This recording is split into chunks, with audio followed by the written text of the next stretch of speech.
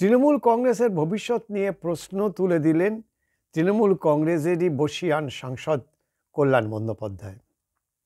তিনি এক সাক্ষাৎকারে বলেছেন যে মমতা আছে তাই তৃণমূল কংগ্রেস আছে, যেদিন মমতা থাকবে না সেদিন তৃণমূল কংগ্রেসও থাকবে না।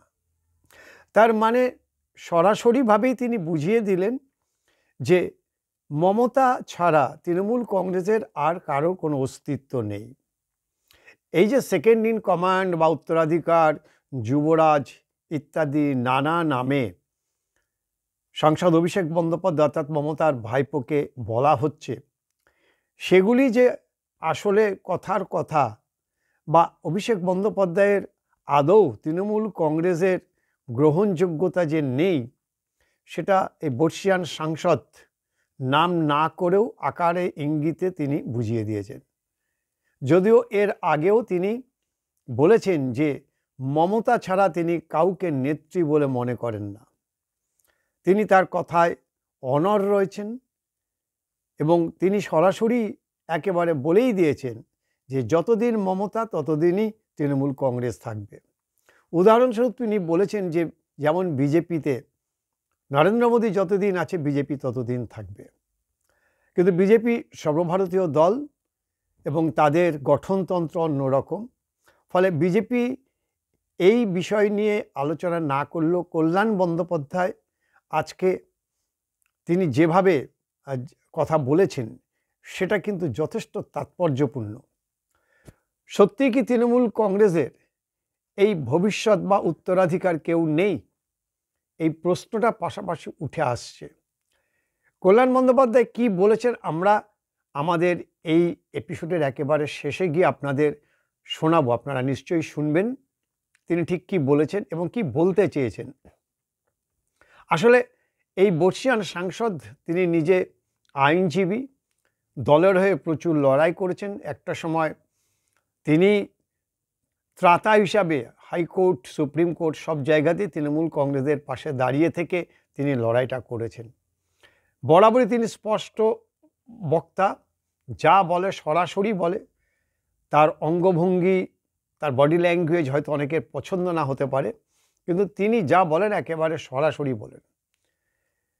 কল্যাণ বন্দ্যোপাধ্যায়ের এই মনের কথা বা তার এই যে বক্তব্য, মমতা ছাড়া তৃণমূল কংগ্রেসের কিছু নেই, যতদিন মমতা ততদিন তৃণমূল কংগ্রেস, এই ধারণাটা আমরা যারা একটু আধটু সামান্য সাংবাদিকতা করি, মানুষের সাথে মিশি একেবারে গ্রাসরুটে, তাদের মনের কথা আমরা জানি যে আসলে কল্যাণ বন্দ্যোপাধ্যায়ের যে কথা বা তার যে বক্তব্য, এটা কিন্তু তৃণমূল কংগ্রেসের অধিকাংশ যারা পুরনো কর্মী, সমর্থক, নেতৃত্ব, নেতা রয়েছেন, মন্ত্রী রয়েছেন, তাদেরও কিন্তু সেই একই কথা।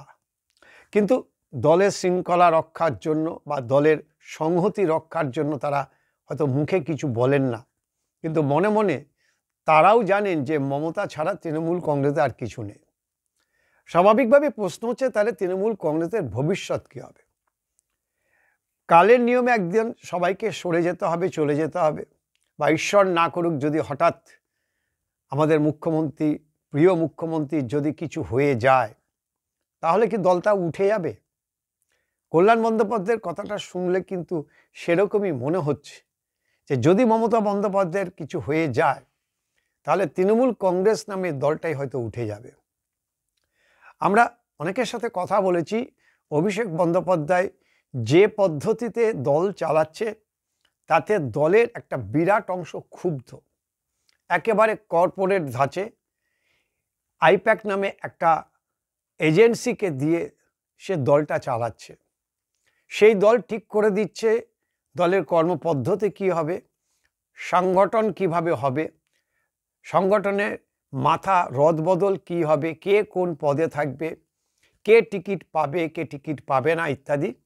এই পুরো ব্যাপারটাই আইপ্যাকের মাধ্যমে অভিষেক বন্দ্যোপাধ্যায় ঠিক করছে, যেটা মমতা বন্দ্যোপাধ্যায় নিজে মাটিতে থেকে, দলের সঙ্গে থেকে, দলের যারা একেবারে গ্রাসরুটে বুথ লেভেলে কাজ করে তাদের থেকে মতামত নিয়ে তারপরে তিনি এই কাজটা করতেন।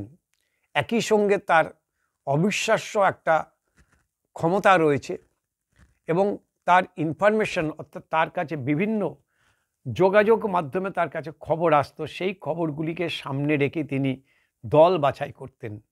কিন্তু অভিষেক বন্দ্যোপাধ্যায় দলের রাশ হাতে নেওয়ার পর থেকে এই সংগঠনের সঙ্গে মাটির সঙ্গে যে সম্পর্ক সেটা প্রায় নেই বললেই চলে।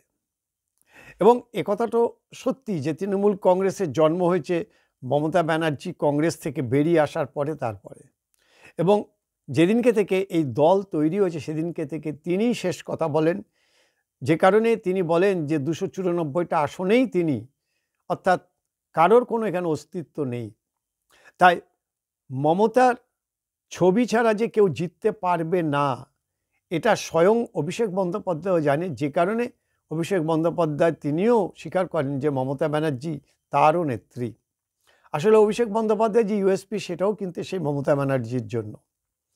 আমরা এরকম অনেক মন্ত্রীদের সঙ্গে কথা বলছি, তারা বলছেন যে তাদের হাতে গায়ে যে সমস্ত কিছু আছে এটা মমতা ব্যানার্জির জন্য। তার মাথার উপর থেকে যদি মমতা ব্যানার্জির হাতটা সরে যায় বা ছবিটা চলে যায় তাহলে তাদের পরনের কাপড়টুকুও থাকবে না। এটা যারা তৃণমূল কংগ্রেস ছেড়েছে বা মমতা ব্যানার্জি যাদেরকে দল থেকে বহিষ্কার করেছে তারা খুব ভালোভাবে যেন হাড়ে হাড়ে টের পেয়েছে। এরকম অনেক নাম আমরা বলে দিতে পারি। শেষ পর্যন্ত ফিরে তারা আবার মমতার কাছে সারেন্ডার করেছে। যে সুব্রত মুখার্জি একটা সময় মমতার সম্পর্কে অনেক কথা বলেছিলেন, বেদের মেয়ে জ্যোৎস্না সহ নানা কথা বলেছিলেন, তাকেও মমতার পায়ে এসে পড়তে হয়েছিল। সোমেন মিত্রের মতো অত বড় একজন কংগ্রেসি নেতা মমতার সঙ্গে ইগল লড়াইয়ে তাকেও কিন্তু সে মমতা ব্যানার্জির কাছে এসে আত্মসমর্পণ করতে হয়েছিল। ফলে মমতা ব্যানার্জি নামক এই মহীরুহ তৃণমূল কংগ্রেসকে যে পুরোটাই তিনি ঢেকে রেখে দিয়েছেন সে কথা বলার অপেক্ষা রাখে না। কিন্তু মমতা ব্যানার্জি না থাকলে তৃণমূল কংগ্রেস দলটাই উঠে যাবে। এত বিস্ফোরক মন্তব্যের পরে কল্যাণ বন্দ্যোপাধ্যায়ের বিরুদ্ধে দল কি ব্যবস্থা নেয় সেটা দেখতে হবে। সংসদীয় গণতন্ত্রে যেভাবে দল পরিচালিত হয় তৃণমূল কংগ্রেসের সেগুলি ধার ধারে না। তার কারণ এ দলটা পুরোটাই ব্যক্তি নির্ভর এবং সে ব্যক্তিটির নাম মমতা বন্দ্যোপাধ্যায়। এতক্ষণ যেটা নিয়ে আমরা আলোচনা করছিলাম, কল্যাণ বন্দ্যোপাধ্যায় তিনি কি মন্তব্য করেছেন, এই এপিসোড শেষের আগে আপনারা শুনে নিন এবং আপনাদের মতামত অবশ্যই আমাদের জানাবেন। पश्चिम बंगाल का आदमी सबसे ज्यादा जिसका ऊपर ट्रस्ट है, विश्वास करता है, प्यार करता है, उनका नाम है ममता बनर्जी। पार्टी चलता है उनका नाम से, पार्टी चलता है उनका नाम से। और के कौन की बोला और कुछ बोला ऐसा उसमें कुछ नहीं है। जितना दिन नरेंद्र मोदी रहेगा उतना दिन बीजेपी रहेंगे। जब नरेंद्र मोदी नहीं रहेगा बीजेपी बोल के कोई कुछ नहीं रहेंगे। वो पार्टी क्षमता से चला जाएगा। 2000 है हमारा ममता दी है, जब तक ममता दी है वो कोई कुछ नहीं बिगाड़ने नहीं सकेगा। चलिए।